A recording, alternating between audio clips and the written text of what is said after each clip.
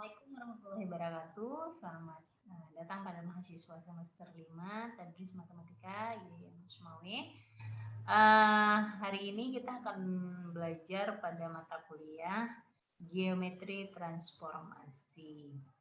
Nah, mata kuliah ini adalah mata kuliah dengan syarat, mata kuliah prasyarat yaitu geometri analitik bidang dan geometri analitik ruang. Baik ya, sekarang saya share screen dulu materi kita supaya mudah untuk dipelajari. Oke. Baik ya. Dalam transformasi ini kita akan pelajari apa pengertian transformasi, istilah-istilah dalam transformasi, kemudian komposisi hasil kali dua transformasi. Nah, kita punya silabus yang minggu lalu sudah saya submit RPS-nya pada aplikasi Edlink kita, yaitu ada transformasi, beberapa istilah dan transformasi, translasi atau geseran, half turn, setengah putaran, refleksi, yaitu pencerminan, rotasi yaitu perputaran, kemudian hasil kali beberapa isometri, kemudian isometri, similaritas, kesebangunan, dan afinitas. Target kita adalah di 5 pertemuan pertama kita harus bisa mencapai target sampai ke pencerminan, nanti bisa diulang pada materi berikutnya. Nah, ada 2 pertemuan untuk midterm dan UAS atau final. Kemudian sisanya adalah kita bisa membahas hal penting yang kurang kita tangkap atau kurang kita pahami untuk kedepannya. Baik. Nah, ini kuis 1 kita, teman-teman. Menurut Anda, apa sih definisi dari fungsi? Kemudian apa perbedaan dari injektif dan surjektif? Kemudian apakah gambar di bawah ini disebut fungsi? Jelaskan. Nah, ini dia. Ini adalah sebagai dasar Anda untuk melaksanakan perkuliahan nantinya. Oke, ini dia ya. Mulai catat, yang pertama adalah tuliskan definisi dari fungsi, kemudian apa perbedaan dari injektif dan surjektif, kemudian yang ketiga, apakah gambar di bawah ini termasuk pada fungsi. Baik, kita lanjut. Nah, kita akan menjelaskan apa itu pengertian fungsi dulu, kemudian apa itu fungsi injektif satu-satu, kemudian fungsi surjektif pada untuk, fungsi bijektif korespondensi satu-satu. Seperti yang kita ketahui, fungsi adalah suatu relasi dari himpunan A ke himpunan B yang memasangkan setiap anggota A dengan tepat satu pada B. Ingat, jadi ada relasi itu dikatakan sebuah fungsi jika dari himpunan A ke himpunan B memasangkan setiap anggota A-nya tepat satu ke anggota B. Nah, itu dia. Apabila F memetakan suatu elemen X, nah ini ada kalimat, ada maaf, saya ulang lagi ini. Nah, ini tuh elemen ya, anggota. Kita udah nggak mungkin lagi saya jelaskan karena itu memang udah dipahami oleh mahasiswa Tadris Matematika.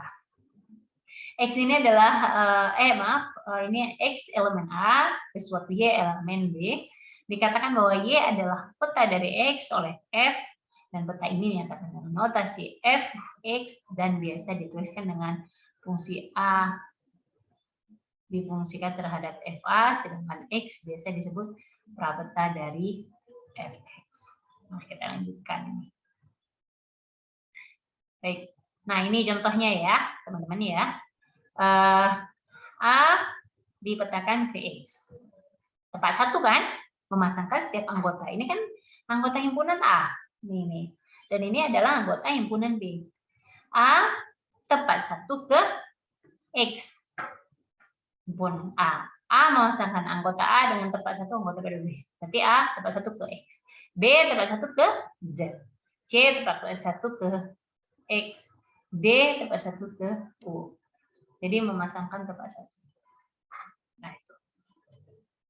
Nah, kemudian lagi. Mana fungsi, mana dikatakan bukan fungsi. Kalau yang di atas ini begini, kalau yang di bawah adalah A menuju A tepat satu ke X, B tepat satu ke Z, C tepat satu ke X, C tepat apakah tepat satu juga? Jadi dari gambar tersebut bisa kita lihat bahwasannya yang yang gambar pertama ini adalah adalah suatu fungsi dikatakan tepat satu karena setiap himpunan A dipasangkan tepat satu ke himpunan B, ya kan? Nah, sedangkan himpunan yang kedua ini, fungsi yang kedua, bukan himpunan kedua, fungsi yang kedua ini ada salah satu himpunan A, anggota himpunan A yaitu C, itu bukan tepat satu dipasangkan ke B, tapi ada dua, yaitu dia dipasangkan ke X, kemudian C dipasangkan ke B. Kita lanjut lagi. Fungsi, sebentar ya, sebentar. Oke.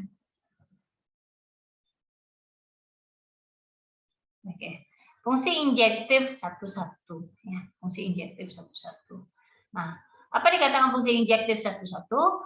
Fungsi F menyatakan A ke B apabila setiap dua elemen yang berlainan di A akan dipetakan pada dua elemen yang berbeda di B. Ingat, fungsi injektif satu beda lagi dengan definisi dari fungsi. Kalau fungsi tadi adalah himpunan A dipetakan tepat satu ke B, himpunan B, sedangkan fungsi injektif satu menyatakan jika fungsi F itu adalah menyatakan ada himpunan A ke B pada setiap dua elemen yang berlainan di A akan dipetakan pada dua elemen yang berbeda di B. Baik, kita lihat. A tidak sama dengan A berakibatkan juga FA akan tidak sama dengan FA aksen. Jika dan hanya jika FA sama dengan FA aksen, maka akibatnya A sama dengan A aksen. Fungsi F pada R yang didefinisikan dengan Fx sama dengan 2x bukan suatu fungsi satu-satu sebab F negatif 2 sama dengan F2. Nah, itu adalah, kita coba ya gimana. Nah, ini deh. Fungsi F pada R. Kita contoh. Ini ada fungsinya adalah fx sama dengan 2x. Kita substitusikan, ini kan fx-nya ya, ini fx-nya. Sedangkan ini f2x-nya, hasilnya. Kita lihat fx yang pertama adalah f1, berarti 2 kali 1 sama dengan 2. Benar kan? Dipetakan ya kembali ya. Kemudian yang kedua adalah 2. 2 kali 2, 4. Kemudian 3. 2 kali 3, 6. 4. 2 kali 4, 8. Tuh. Nah, kalau F negatif 2, kita lihat F negatif 2 itu berarti negatif 2 kali 2 sama dengan F negatif 2 dikali 2. Berarti sama dengan negatif 4. Ya. Berarti ini kurang nih. Harusnya ini sama dengan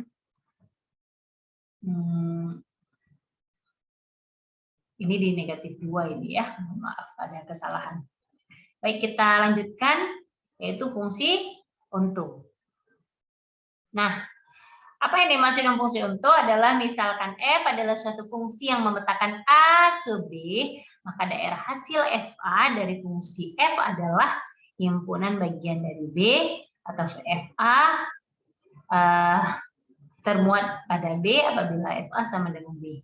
Setiap elemen di B merupakan peta dari sekurang-kurangnya satu elemen di A. Jadi fungsi R yang dipetakan ke R didefinisikan dengan rumus fx sama dengan x kuadrat, bukan fungsi yang onto karena himpunan bilangan negatif tidak dimuat dalam hasil fungsi tersebut. Ini contohnya. Jadi misalnya A ke X, B ke Y, C ke Z, D.